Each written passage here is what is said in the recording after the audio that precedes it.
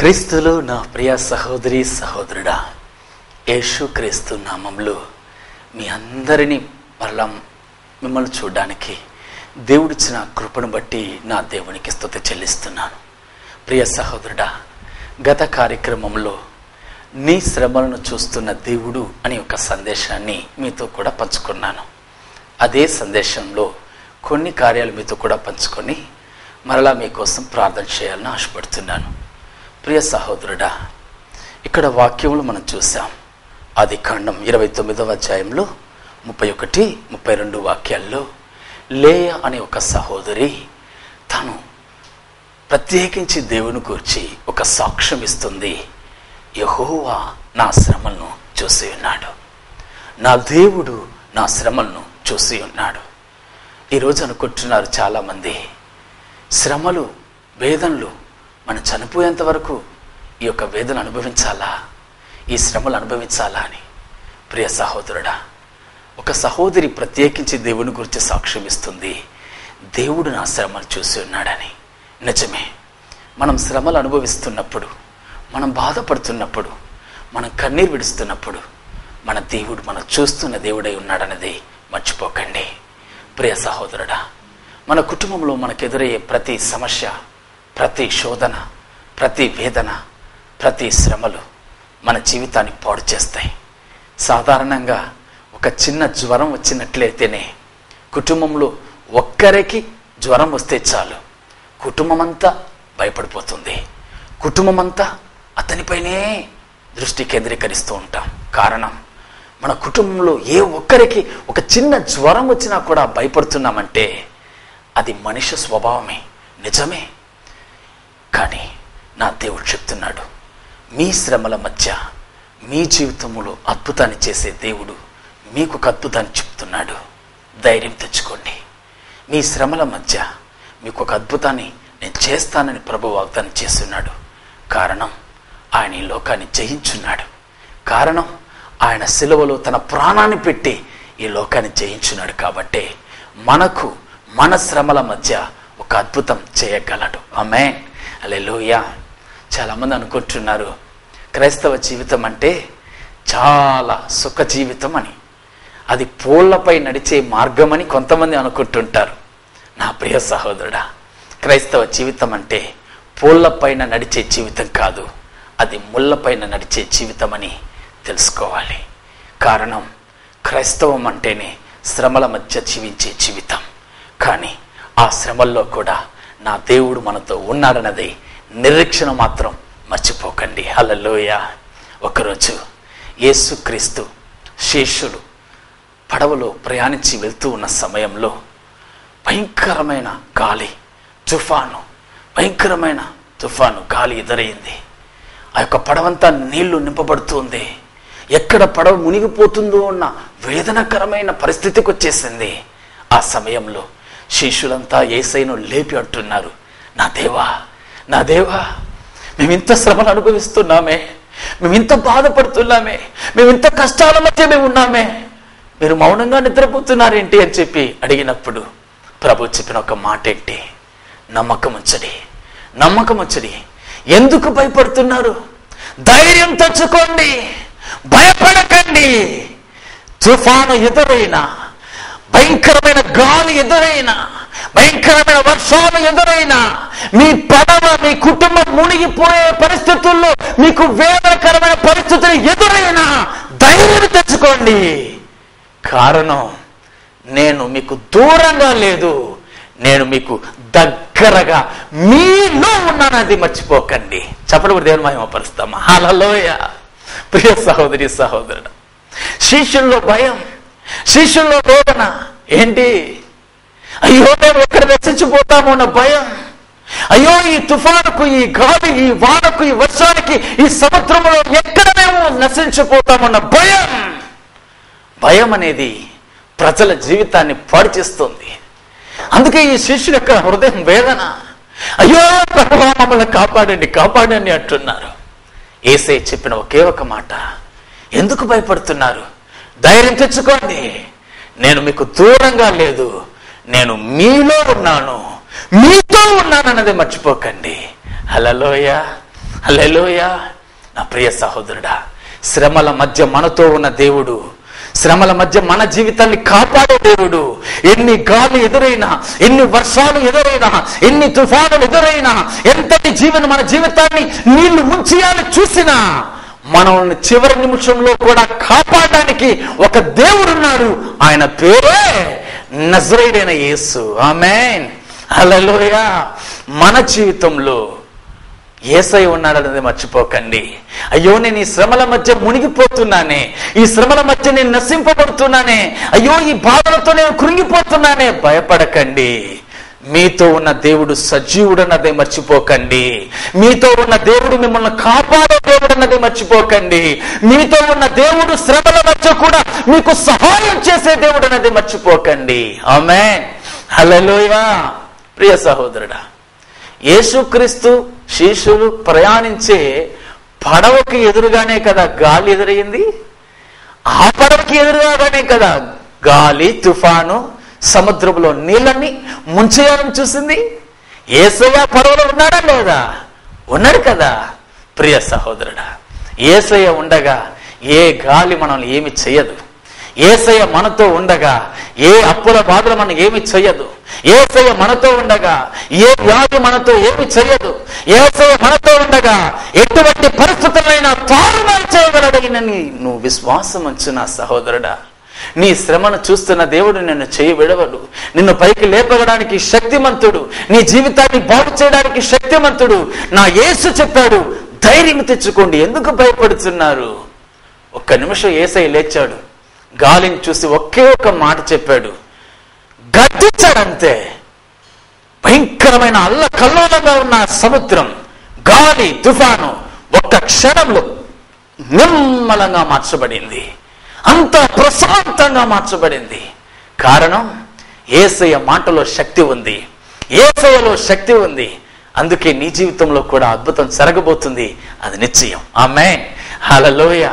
నా ప్రియ సహోదరుడా, యేసయ్యను స్వీకరిస్తే ఏ బాధలు ఉండవు, ఏ కష్టాలు ఉండవు, ఏ నష్టాలు ఉండవు అని చెప్పి చాలా మంది అనుకుంటూ ఉంటారు. క్రైస్తవ జీవితం అంటే అది పూల పైన నడిచే ఒక సుఖమైన జీవితం అనుకుంటూ ఉంటారు. లేదయ్యా, నా బైబిల్ గ్రంథంలో ఆ విధంగా ఎక్కడా చెప్పలేదు. శోధనలు ఉన్నాయి, శ్రమలు ఉన్నాయి, ఆయనను ధైర్యం తెచ్చుకొని అని ప్రభు చెప్పాడు. కారణం, ఆ శ్రమల మధ్య, ఆ శోధనల మధ్య మనతో కూడా యేసయ్య ఉన్నాడు కాబట్టి, మనకు సహాయం చేసే దేవుడు మనకున్నాడు కాబట్టి మన జీవితంలో ఆయన అద్భుతం చేస్తాడు. ఆమేన్, హల్లెలూయా. లోకస్తులకు మనకు ఉన్న ఒక వ్యత్యాసం ఏంటో తెలుసా? లోకస్తులు శ్రమల మధ్య మునిగిపోతారు, కానీ నీకు నాకు, నా పడవలో, నా కుటుంబంలో యేసయ్య ఉన్నాడు కాబట్టి ఎప్పటికీ మన జీవితంలో ఏ తుఫాను కానీ, ఏ ఆటంకం కానీ మనం ఏమి చేయలేదు. ఆమేన్, హల్లెలూయా.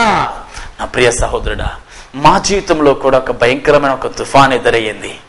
మేము ఒక హిందూ కుటుంబంలో నుంచి రక్షింపబడిన వారం. మా యొక్క రక్షింపబడి సుమారు 1 సంవత్సరం కూడా కాలేదండి. పూర్వీకంగా బలమైన అనేక విధములైన పాపములకు, అనేక విధమైన వేదనతో, విగ్రహాలకు, అనేక విధమైన కార్యాలకు దాసులుగా ఉన్న మా జీవితాన్ని యేసయ్య రక్షించాడు. రక్షించి సుమారు 1 సంవత్సరం కూడా కాలేదండి. ఆ సంవత్సరం లోపలే మా నాన్నకు భయంకరమైన వ్యాధి. ఆ వ్యాధి నిమిత్తం మా నాన్న చనిపోవడం జరిగింది. హాస్పిటల్లో శవం ఉంది. మీ ఇంటి దగ్గర ఉన్నాము. చెన్నై నుంచి, హాస్పిటల్ నుంచి మా నాన్న యొక్క శవాన్ని మా సచ్చువేడు ప్రాంతానికి మా ఇంటికి తీసుకొని వచ్చారు. మా ఇంటికి తీసుకొని వచ్చిన వెంటనే ఆ శవం ఇంటి ముందర ఉంది. మా రక్త సంబంధులు, మా బంధువులు అందరూ వచ్చారు. వచ్చి ఆ శవాన్ని చూసి, మా సహోదరుని చంపింది మీరే అని చెప్పి మా కుటుంబాన్ని, మా తల్లిని, మా అన్న, నన్ను అందరూ అవమానపరిచి ఏలనగా మాట్లాడారు. మా రక్త సంబంధం చెప్పిన ఒకే ఒక మాట, మీరు పూర్వీకంగా, మీరు హిందువులుగా ఉండి, మీరు పూర్వీకమైన సంప్రదాయంలో ఉండి మీరు ఎందుకు యేసయ్యను అంగీకరించారు? అందుకే మీకు ఇటువంటి శ్రమ ఎదురైందని చెప్పి ప్రతి ఒక్కరూ మమ్మల్ని హేళనగా మాట్లాడారు, అవమానపరిచారు. అంతేకాదు నా ప్రియ సహోదరుడా, మా నాన్న చనిపోయిన శవంగా ఇంటి ముందర పడి ఉన్నప్పుడు ఆ శవాన్ని ఎత్తనివ్వకుండా మా బంధువులు, ఆ శవం కూడా ఎత్తకూడదు, ఆ శవం కూడా ఎత్తకూడదు, ఇది క్రైస్తవులుగా మీరు మారినందువల్ల మా సహోదరుడు చనిపోయాడు, మా సహోదరుడు చనిపోవడానికి ప్రధానమైన కారణమే మీరని చెప్పి మా అన్నను కొట్టారండి. మా అన్నను కొట్టారు, నన్ను హింసించారు, మా తల్లిని హింసించారు, ఇకపైన మీ కుటుంబం యొక్క పరిస్థితి ఇంకా అంతే, అందరూ ఇక ఎవ్వరూ మీకు మేము సహాయం చేయమని చెప్పి వేదన పరిచారు. శవాన్ని కూడా ఎత్తనివ్వమని చెప్పి అందరూ ఏకం కూడారు. మా యొక్క సొంత బంధువులు ప్రతి ఒక్కరూ ఒక హిందూ సంస్కృతిగా ఉన్న వాళ్ళే, ప్రతి ఒక్కరు వైరాగ్యంగా ఉన్నవాళ్ళు. అందువల్ల శవాన్ని కూడా ఎత్తనివ్వమని చెప్పి ఏకంగా కూడి శవాన్ని కూడా ఎత్తనివ్వకుండా చేశారు. ప్రియ సహోదరుడా, ఒక ప్రక్క తండ్రిని కోల్పోయిన వేదనతో కన్నీరు విడుస్తున్న పిల్లలం మేము, ఒక ప్రక్క భర్తను కోల్పోయామని చెప్పి మా తల్లి కన్నీరు విడుస్తున్న సమయంలో మాకంటూ ఆదరణగా, మాకంటూ నిలబడే వాళ్ళు ఒక్కరు లేరు. మా రక్త సంబంధులంతా ప్రతి ఒక్కరూ మాకు విరోధంగా ఏకంగా నిలబడ్డారు. శవాన్ని ఎత్తనివ్వమని చెప్పారు. అటువంటి పరిస్థితుల్లో ఏడుస్తూ కన్నీరు విడుస్తున్న మా జీవితంలో కొంతమంది పెద్దవాళ్ళు, ఆ గ్రామస్తులు పెద్దలు అందరూ కలిసి మా రక్త సంబంధులను కొంచెం ధైర్యపరిచి వారిని పక్కకు తీసుకువెళ్ళిపోయి అక్కడ ఉన్న క్రైస్తవ ఆత్మీయులు కొంతమంది మమ్మల్ని ధైర్యపరిచి ఆ శవాన్ని బారియల్ కార్యక్రమాన్ని అంతా ముగించడానికి కార్యాలు చేశారు. శవమంతా పూడ్చి బరియల్ కార్యక్రమం అంతా అయిపోయింది. ఇంటికి వచ్చాము. ఇంటికి వచ్చి చూస్తే నేను, మా సహోదరి, మా సహోదరుడు, మా తల్లి మాత్రమే. ఏ ఒక్క రక్త సంబంధి లేడు. అందరూ మాపై విరోధం. ఒకే ఒక కారణం, మీరు క్రైస్తవులుగా మారారు, అందుకే ఇటువంటి మరణం ఏర్పరచబడిందని చెప్పి అందరూ మమ్మల్ని అవమానపరిచి వెళ్ళిపోయారు. ప్రియ సహోదరుడా, ఒక ప్రక్క తండ్రిని కోల్పోయిన పరిస్థితుల్లో అనాథలుగా చిన్న పిల్లలుగా మేము ఏడుస్తున్న సమయంలో మేము మీకున్నామని చెప్పి ధైర్యపరిచే ఒక్కరంటే ఒక్కరూ లేదయ్యా. మా తల్లి భర్తను కోల్పోయిన పరిస్థితుల్లో వేదనతో కన్నీరు విడుస్తున్నప్పుడు ఏ ఒక్క రక్త సంబంధి కూడా మేము సహాయం చేయడానికి మేము ఉన్నామని చెప్పేవాళ్ళు కూడా ఒక్కరు లేరయ్యా. అంతటి శ్రమల మధ్య, అంతటి వేదన మధ్య కూడా మా నిరీక్షణ, మా నమ్మకం నా యేసు వైపు చూశామయ్యా. నా ప్రియ సహోదరుడా, సహోదరి, అన్నిటినీ కోల్పోయిన పరిస్థితుల్లో, మా తండ్రిని కోల్పోయిన పరిస్థితుల్లో మాకున్న ఒకే ఒక నిరీక్షణ, మమ్మల్ని పిలిచి మమ్మల్ని రక్షించిన మా యేసు మమ్మల్ని చేయవిడవడు. ఆ నిరీక్షణతో యేసయ్య వైపు చూశాము. మా దేవా, మా రక్త సంబంధులు మమ్మల్ని చేయవిడి చేశారు. మాకంటూ సహాయం చేయడానికి ఎవ్వరూ లేరు. మేము చిన్న పిల్లలు, ఏం చేయాలో తెలియని పరిస్థితుల్లో, ఏ విధంగా బ్రతకాలో తెలియని పరిస్థితుల్లో మేమున్నాము. అయినా మా నిరీక్షణ ఇంతటి వేదనలు, ఇంతటి శ్రమల మధ్య మాకున్న ఒకే ఒక నిరీక్షణ, యేసయ్య నీవు మాత్రమే అని చెప్పి యేసు వైపు చూశాము. ప్రియ సహోదరుడా, మా నాన్న చనిపోయి 13 రోజుల తరువాత ఒకరోజు వేదనతో నేను నిలబడుకుని ఆలోచన చేస్తూ వచ్చాను. ఇకపైన మన జీవితం ఏమవుతుందని చెప్పి నా చిన్న వయసులోనే నేను ఏడుస్తూ ఉన్న సమయంలో నా దేవుడు ప్రత్యేకించి, పరిశుద్ధాత్మ దేవుడు నాలో ప్రేరేపణ కల్పించి, నా కుమారుడా ఇప్పుడే నువ్వు మోకరిస్తావా అని చెప్పి నా దేవుడు మాట్లాడాడు. వెంటనే నేను మోకరించాను. దేవుని వైపు కనులెత్తాను. ప్రభువా అని చెప్పి ప్రార్థన చేస్తూ ఉన్న సమయంలో నా గదిలోకి దేవుని ప్రసన్నత దిగి వచ్చింది. ఆయన ముఖాముఖిగా నాతో మాట్లాడడం ప్రారంభించాడు. నా ప్రియ సహోదరుడా, యేసు ముఖాముఖిగా మాట్లాడడం ప్రారంభించాడు. నా కుమారుడా, అందరూ చేవిడి చేశారని చెప్పి బాధపడుతున్నావా? ఇంత శ్రమల మధ్య నేను ఈ కుటుంబాన్ని ఏ విధంగా జరిపించగలమని చెప్పి బాధపడుతున్నావా? భయపడకు నా కుమారుడా, ధైర్యం తెచ్చుకో. నీ శ్రమల మధ్య నేను అందరూ చేయి విడిచి ఉండవచ్చు, కానీ నేను నీ చేయి పట్టి ఉన్నాను. నేను నీ కుటుంబానికి తండ్రిగా ఉండబోతున్నాను. నేను నీ కుటుంబాన్ని ఆదరిస్తాను. నా దేవుడు ప్రత్యేకించి చెప్పాడు, ఇకపై నేను మీకు తండ్రిగా ఉండి నడిపిస్తాను. ఎవరు చేయి విడిచినా భయపడకు, నేను నిన్ను చేయి విడవను. మీ కుటుంబాన్ని ఆశీర్వదిస్తాను. ఎవరెవరు ఎదుట నువ్వు తల వంచుకున్నావు, ఎవరెవరు ఎదుట నువ్వు తల వంచుకొని వేదన పడ్డావు, ఏడ్చుకున్నావు, అవమానాలు పొందావు, అదే స్థలములో నిన్ను హెచ్చిస్తాను, మీ కుటుంబాన్ని హెచ్చిస్తానని నా ప్రభు వాగ్దానం చేశాడండి. నా ప్రియ సహోదరుడా, ఆ రోజు వాగ్దానం చేసిన నా దేవుడు, ఆ రోజు మా చేయి పట్టిన అదే దేవుడు ఈ క్షణం వరకు మమ్మల్ని నడిపిస్తూనే ఉన్నాడు. నా ప్రియ సహోదరుడా, కారణం ఏంటో తెలుసా? మా శ్రమల మధ్య, మా వేదనల మధ్య, మా బాధల మధ్య మమ్మల్ని చూసిన దేవుడు యేసు. ఆ యేసయ్య కోసం సాక్ష్యంగా ఈరోజు నీతో మాట్లాడుతున్నాను. నువ్వు ఆరాధించే దేవుడు, నువ్వు నమ్మిన దేవుడు సజీవుడైన దేవుడు అన్నది మర్చిపోకు నా ప్రియ సహోదరుడా. ఇది వింటున్నా నా ప్రియ సహోదరి సహోదరుడా, నీ శ్రమలను ఆయన చూస్తూ ఉన్నాడు, నీ బాధలు ఆయన చూస్తున్నాడు అనేది మర్చిపోకండి. మా జీవితాన్ని వెతికొచ్చాడయ్యా మా యేసు, నా జీవితాన్ని వెతికొచ్చాడయ్యా నా యేసు. ఈ రోజుకు కూడా నా కన్న తండ్రిగా నన్ను నడిపిస్తున్నాడయ్యా నా యేసు. మా కుటుంబాన్ని ఆశీర్వదించాడు. ఏ రక్త సంబంధాలు అందరూ మమ్మల్ని ఏకంగా కూడి మమ్మల్ని విరోధంగా మాట్లాడి వెళ్ళిపోయారు, అదే రక్త సంబంధం ఈ రోజు మమ్మల్ని చూసి గర్వపడేలా దేవుడు మమ్మల్ని ఉంచున్నాడయ్యా. నా ప్రియ సహోదరుడా, అంతగా దేవుడు ఆశీర్వదించి హెచ్చించున్నాడు.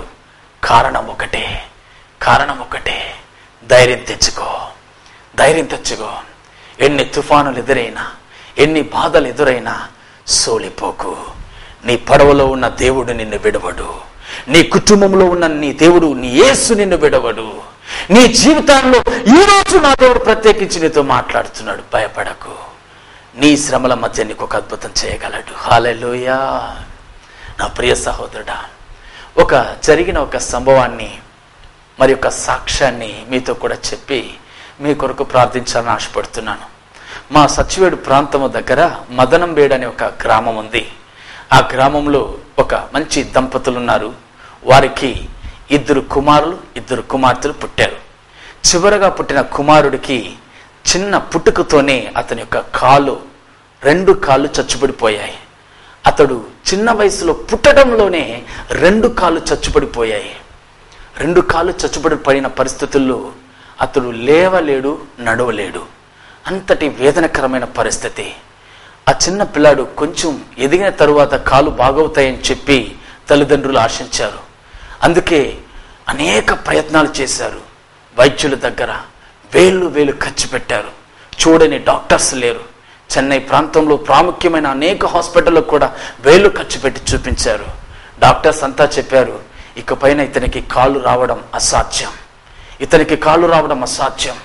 ఇతను 2 కాళ్ళు చచ్చుబడిపోయాయి. ఇకపైన ఏ ప్రయోజనం లేదు, వీరు తీసుకువెళ్ళిపోండి అని చెప్పేశారు. ఆ కన్న తల్లిదండ్రుల యొక్క వేదన ఇంత అంతా కాదండి. ఆ యొక్క పిల్లాన్ని ఇంటికి తీసుకొని వచ్చారు. వేలు ఖర్చు పెట్టాం, అయినా ఈ పిల్లాడు బ్రతకేటట్లేదు. 2 కాళ్ళు చచ్చుబడిపోయాయి.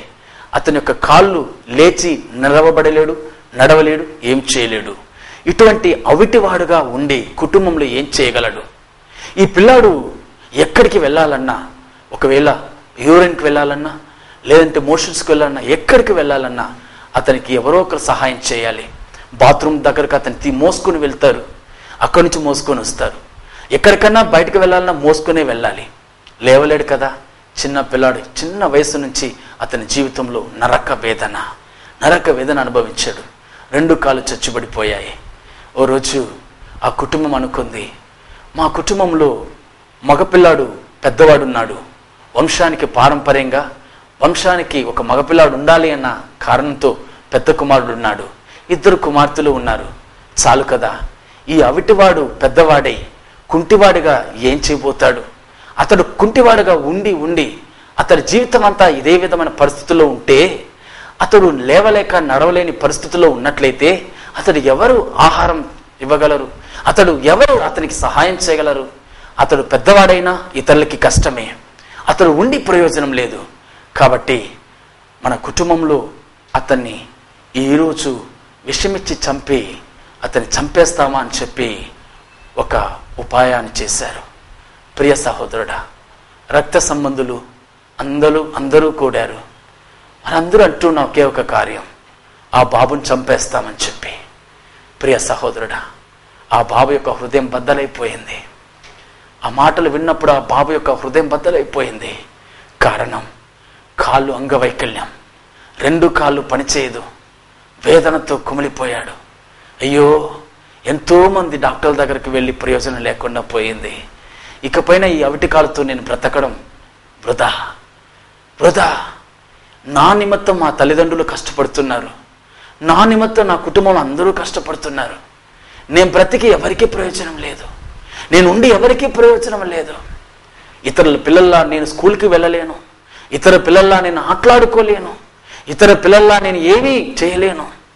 నేను ఈ కుటుంబంలో ఉన్నంత కాలం అవిటికాలతో ఉండి నేను చావడం కన్నా, ఇదే పరిస్థితుల్లో నేను బ్రతకడం కన్నా నేను చావడమే మేలు కదా, నేనుండి ఎవరికి ప్రయోజనం లేని పరిస్థితుల్లో నేను చావడమే మేలు కదా అని చెప్పి ఆ కుమారుడు అన్నాడు, నాన్న నాన్న నాకు కొంచెం విషయం ఇచ్చి చంపేయండి నాన్న, నాకు కొంచెం విషయం ఇచ్చి చంపేయండి అన్నా, నాకు కొంచెం విషయం ఇచ్చి చంపేయండి. ఇటువంటి అవిటికాలతో నడవలని లేవని పరిస్థితుల్లో నేను బ్రతికి ఎవరికి ప్రయోజనం? విషయం ఇచ్చి చంపేయండి నాన్న, విషయం ఇచ్చి చంపేయండి. ఇతరులాగా ఆడుకోవాలని ఆశ ఉన్నా నేను ఆడుకోలేను, నేను స్కూల్కి వెళ్ళాలన్నా స్కూల్కి వెళ్ళలేను, నేను బ్రతికినంత కాలం అవిటికాలతోనే ఉండాలి, బ్రతికిన కాలం అంతా నాకు ఎవరైతే సహాయం చేయాలి. మీరున్న కష్టాల్లో నన్ను కూడా ఎక్కడ మోయగలరు? నన్ను చంపేయండి నాన్న, నన్ను చంపేయండి. ఆ పిల్లాడు ఏడుస్తూ కన్నీరు విడుస్తూ ఆ మాట చెప్తున్నప్పుడు ఆ కుటుంబం అంతా కన్నీరు విడిచింది. ప్రియ సహోదర, కన్న తల్లిదండ్రుల యొక్క హృదయం బద్దలిపోయింది. సొంత కన్న బిడ్డ బాగా ఎదిగిన బిడ్డ, బాగా మాట్లాడే బిడ్డ నడవలేడు అవిటికాళ్ళు. అతన్ని ఏ విధంగా ఇక పెంచగలం, అతన్ని ఏ విధంగా ఏం చేయగలమని చెప్పి వేదన పడ్డారు. అతన్ని బాగు చేయాలని ఎన్నో ప్రయత్నాలు చేశారు. చాలా మంది చెప్పారు, గ్రామాల్లో గ్రామ వైద్యాలు చాలా మంది గ్రామస్తులు చెప్పారట, గుంటలోడి మోకాళ్ళ వరకు గుంటలోడి, ఆ మోకాళ్ళ వరకు ఆ కాళ్ళను చక్కగా పెట్టి ఆ గుంటలో పాతి పెట్టి అతను నిలబెట్టండి, అట్లే నిలబెట్టి 1 గంట సేపు 2 గంటల సేపు అట్లా నిలబెట్టండి.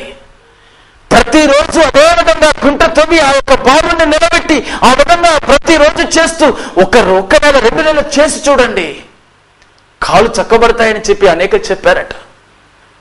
కన్న తల్లిదండ్రులు కుమారుని తీసుకువెళ్తారట, పొలాల్లో తీసుకువెళ్ళి గుంటలోడి ఆ మోకాళ్ళ వరకు గుంటలోడి ఆ కాళ్ళను చక్కగా పెట్టి ఆ యొక్క మట్టినంతా తోసి ఆ బాలుని నిలబెడతారట. ఎవరు పట్టుకోరు. ఆ పిల్లాడు ఆ కాలు నొప్పికి తట్టుకోలేక ఏడుస్తాడు, నాన్న చాలు, నేను తట్టుకోలేకపోతున్నాను, వేదన నన్ను పైకి లేపండి నాన్న, కాళ్ళు నొప్పి భరించలేకపోతున్నానని చెప్పి ఏడుస్తాడు. తల్లిదండ్రుల బాధంతా చూశారు. రోజులు గడిచాయి. ప్రతిరోజు గుంటలో పాతి పెట్టడం, ఆ కాలంలో నిలబెట్టడం, గంటల తరబడి ఆ పాలు నిలబెట్టేవారు. అయినా ప్రయోజనం లేదు. నొప్పి సహించారు, కన్నీరు విడిచారు, వేదన పడ్డారు, అయినా ప్రయోజనం లేదు. అంతటి వేదన మధ్య కూడా ఎన్నో ప్రయత్నాలు చేసిన కన్న తల్లిదండ్రులు ఇకపైన అతన్ని బ్రతికించి ఏం చేయగలం, విషమిచ్చి చంపేస్తామని చెప్పి నిర్ణయానికి వచ్చారు. బంధువులంతా చెప్పారు, విషమిచ్చి చంపేస్తాం, కొంచెం ఆహారంలో విషమిచ్చి చంపేస్తాం, మన కంటికి తెలియకుండానే మనం చనిపోవాలని చెప్పి ఆలోచన చేశారు. అదే సమయంలో ఒక క్రైస్తవ సహోదరుడు, ఆ గ్రామానికి చెందిన ఒక వ్యక్తి దూరం నుంచి వచ్చాడు. ఆ మాటలంతా విన్నాడు. ఆ తల్లితో చెప్పాడు, అమ్మా అమ్మా, ఒక క్రైస్తవులుగా ఉండి సొంత కుమారుని కూడా చంపాలని చూస్తున్నారే, మీరంతా ఒక క్రైస్తవులా? మీరంతా ఒక క్రైస్తవులా? మీరు బైబిల్ గ్రంథం చదవడం లేదా? మీరు సంఘానికి వెళ్ళడం లేదా? సంఘంలో వాక్యం వినడం లేదా? దేవుడు చేసే అద్భుతాలు మీరు చూడడం లేదా? దేవుడు మన పట్ల చేసే కార్యాలు మీరు చూడడం లేదా? నా ప్రియ సహోదరి, నా ప్రియ తల్లి, నీవు ఎందుకు నీ కుమారుని చంపాలని ఆలోచన చేస్తున్నావు? హన్నాని కూర్చి చూడు. తనకొక కుమారుడు కావాలని దేవుని ఆలయంలో కన్నీరు విడిచి ఏడ్చినప్పుడు దేవుడు సమయంలో ఒక గొప్ప ప్రార్థన ఇచ్చాడు. ఆ యొక్క అన్న యొక్క ప్రార్థన వినిన దేవుడు నీ ప్రార్థన వినడా? ఈ డాక్టర్ వైపు, ఆ యొక్క నాటు వైద్యాల వైపు, ఆ మధ్యలో లోతులో పూడ్చిపెట్టి ఎన్నెన్నో నాటు వైద్యాలు చేస్తున్నాడు, వేల ఖర్చు డబ్బులు పెట్టాడు. యేసయ్య వైపు ఏ రోజైనా చూసావా? నీ కుమారుని తీసుకొని వెళ్ళి యేసయ్య పాదంలో ఏ రోజైనా కన్నీరు విడిచి ఏడ్చావా? ఏ రోజైనా నీ కుమారుడి కోసం ప్రార్థన చేశావా? అన్నాలాగా ఒక్కరోజు నువ్వు ప్రార్థన చేసి చూడు. దేవుని సముఖంలో నీ హృదయాన్ని కుమ్మరించి కన్నీటితో దేవుని సముఖంలో ప్రార్థన చేసి చూడు. అన్నా ప్రార్థన వినిన దేవుడు నీ కుటుంబంలో ఎందుకు అద్భుతం చేయడు? నీ కుమారుడు యొక్క కాళ్ళు ఎందుకు బాగు చేయడు అని చెప్పి ఆ సహోదరుడు చెప్పాడట. వెంటనే ఆ కన్న తల్లికి ఒక నమ్మకం కలిగింది. చేతులారా నా కుమారుణ్ణి చంపుకోవడం ఇష్టం లేదు, ఏ విధంగానైనా సరే నా కుమారుని బ్రతికించుకోవాలని చెప్పి అవిటి కాలుగా ఉన్న కుమారుణ్ణి 2 చేతులతో పైకి లేపి దేవుని ఆలయానికి తీసుకువెళ్ళింది. దేవుని ఆలయంలో మోకరించి ఆ కుమారుని చేతిలో పెట్టుకొని అట్లే నిరు మోకాలతో ప్రార్థించి కన్నీరు విడిచింది.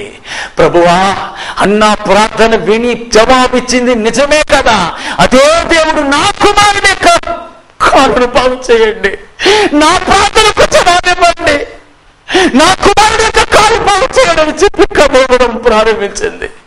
రోజులు గడిచాయి. 1 రోజు, 2 రోజు, 1 వారం, 2 వారం గడిచాయి. సుమారు 1 నెల రోజులు ప్రార్థన చేసిందండి. 1 నెల రోజుల్లోనే నా దేవుని యొక్క హస్తం అద్భుత రీతిగా తాకబడిందండి. ఆ దేవుని సభకంలో ఆమె చేసిన ప్రార్థన, ఆమె యొక్క కన్నీటి యొక్క ప్రార్థనకు నా దేవుడు జవాబిచ్చాడండి. అవిటిగాడుగా ఉన్న యొక్క సహోదరుని ఆ బిడ్డ పైన దేవుని శక్తి దిగి వచ్చిందండి. వెంటనే దేవుని మహిమ అతన్ని లేచింది, నడిపింపజేశాడు. ఈ రోజు ఆ సహోదరుడు దేవుని కట్టు ఒక బలమైన సేవకుడిగా మార్చబడ్డాడండి. హల్లెలూయా, హల్లెలూయా. నా ప్రియ సహోదరుడా, నా ప్రియ సహోదరి, ఆ కన్న తల్లి యొక్క ప్రార్థన, ఆ కన్న తల్లి యొక్క ప్రార్థన నా దేవుడు మొర ఆలకించాడు. ఇక పైన చంపేయాలనుకున్న బిడ్డ యొక్క కాళ్ళుని నా దేవుడు తిరిగి జీవాన్ని ఇచ్చాడు. ప్రియ సహోదరుడా, ఈరోజు మదనంబేడు ప్రాంతంలో ఒక సేవకుడుగా సేవకుడు ఉన్నాడు. ఇంకొక ఆశ్చర్యం ఏంటో తెలుసా? ఇక లేవలేడు, నడవలేడు అనుకున్న ఆ సహోదరుడిని నా దేవుడు లేపించాడు, నడిపించాడు. సైకిల్ త్రొక్కి 14 సంవత్సరాలు సైకిల్ త్రొక్కి 3 సంఘాలను ఏర్పరిచాడండి. హల్లెలూయా. అంతేకాదు నా ప్రియ సహోదరుడా, ఇప్పుడు ఆయన ఒక బైక్ తీసుకొని సంఘాల్లో అభివృద్ధి చేస్తూ బలమైన సేవకుడుగా దేవుడు మార్చాడండి. ఇంకొక ఆశ్చర్యమైన కార్యం ఏంటో తెలుసా? ఆ కుటుంబంలో వంశ పారంపర్యానికి పెద్ద కుమారుడు ఉన్నాడు కదా అనుకున్న ఆ పెద్ద కుమారుడు తన 24వ సంవత్సరంలో చనిపోయాడు. కానీ ఎందుకు పనికిరాడి ఇతన్ని చంపేయాలనుకున్నారే, ఈ కుమారుడే ఆ వంశ పారంపర్యానికి మగవాడిగా ఉండి తన సహోదరులకు అతడే ముందుండి వివాహం చేసి ఈరోజు ఆ కుటుంబానికి, ఆ వంశానికి గొప్ప సాక్షిగా దేవుడు నిలబెట్టాడండి. నా ప్రియ సహోదరుడా, కారణం ఏంటో తెలుసా? ఆయన నీ శ్రమను చూస్తున్న దేవుడు, ఆయన నీ శ్రమను, నీ బాధను చూస్తున్న దేవుడు. అదే దేవుడు నీకు ఒక అద్భుతం చేస్తాడు. అదే దేవుడు నీ ప్రార్థనకు మరొక ఆలకిస్తాడు, నీ ప్రార్థనకు జవాబిస్తాడు, నీకు ఒక అద్భుతం చేస్తాడు, నీ జీవితంలో కార్యం జరుగుతుంది. భయపడకు. కారణం ఏంటో తెలుసా? ఆయన నీ కోసం శ్రమలు పొందాడు, ఆయన నీ కోసం శ్రమలు పొందాడు. ప్రియ సహోదరుడా, శరీరంలో 39 కొరడా దెబ్బలు, సహింపలేని కొరడా దెబ్బలు ఆయన నీ కోసం శ్రమలు అనుభవించాడు. తలపైన ముళ్ళ కిరీటం, భయంకరమైన ముళ్ళ కిరీటాన్ని అల్లి ఆయన తలను బాధింపజేశారు. కాళ్ళల్లో, చేతుల్లో మేకులతో కొట్టి రక్తానంతా మన కోసం చిందించాడు. ఆ సిలువను మోసుకుంటూ ఆ యొక్క కోల్కతా కొండపైన నీ కోసం, నా కోసం సిలువలో ఆయన తన ప్రాణం పెట్టాడు. ప్రియ సహోదరుడా, చివరి రక్తపు పొట్టు వరకు నీ కోసమే ఆయన రక్తాన్ని చిందించాడు. కారణం ఏంటో ఎందుకో తెలుసా? నీ శ్రమను ఆయన ఈరోజు ఒక అద్భుతం చేసి, నీ శ్రమను చూస్తున్న దేవుడు నీకు ఒక మార్గాన్ని తెరిచి, నీకు ఒక అద్భుతాన్ని చేసి నీ జీవితంలో కార్యం చేయబోతున్నాడు. భయపడకు. ఈరోజు అద్భుతం జరగబోతుంది. నేను నీ కోసం ప్రార్థన చేయబోతున్నాను. లేయా యొక్క శ్రమను చూసిన అదే దేవుడు, మా జీవితంలో మా శ్రమను చూసిన అదే దేవుడు, ఆ యొక్క సేవకుడైన మదనంబేడు గ్రామంలో ఉన్న ఆ సేవకుడు యొక్క కాళ్ళను బాగు చేసిన అదే దేవుడు మీ శ్రమను కూడా చూస్తున్న దేవుడు. ఒక అద్భుతం జరుగుతుంది. ప్రార్థన చేస్తామా? పరిశుద్ధ తండ్రి, నజరేయుడైన యేసుక్రీస్తు సర్వశక్తిగల నామమందు ఈ కార్యక్రమం చూస్తున్న ప్రతి ఒక్కరి యొక్క కుటుంబంలో నా దేవుడు ఇప్పుడు యేసు నామంలో అద్భుతం చేయమని ప్రార్థిస్తున్నానయ్యా. తండ్రి, అనేక సంవత్సరముల క్రితం తండ్రిని కోల్పోయిన మా జీవితంలో మమ్మల్ని వెతికి వచ్చి మాకు తండ్రిగా ఉండి మా జీవితాన్ని ఇప్పుడు ఆశీర్వాదకరంగా, ఆనందకరంగా హెచ్చించిన అదే దేవుడు ఈ కార్యక్రమం చూస్తున్న ప్రతి ఒక్కరి యొక్క జీవితంలో కూడా అద్భుతం చేయండి, ఆశ్చర్యమైన కార్యం చేయండి. ప్రభువా, లేయా యొక్క శ్రమను చూసిన అదే దేవుడు ఈ కార్యక్రమాన్ని చూస్తున్న ప్రతి ఒక్కరి యొక్క జీవితంలో ఇప్పుడు దేవుడు దర్శించి వారి బాధలు, శ్రమలు, వేదనలు, వ్యాధులు, భారాలు తొలగించండి యేసునామములో. అద్భుతం చేయండి యేసునామములో, యేసు క్రీస్తు నామములో తండ్రి, ఆమేన్. నా ప్రియ సహోదరి సహోదరుడా, మీరు పొందిన ఆశీర్వాదాలు మాతో పంచుకోండి. దేవుడు మిమ్మల్ని ఆశీర్వదించును గాక. ఆమేన్.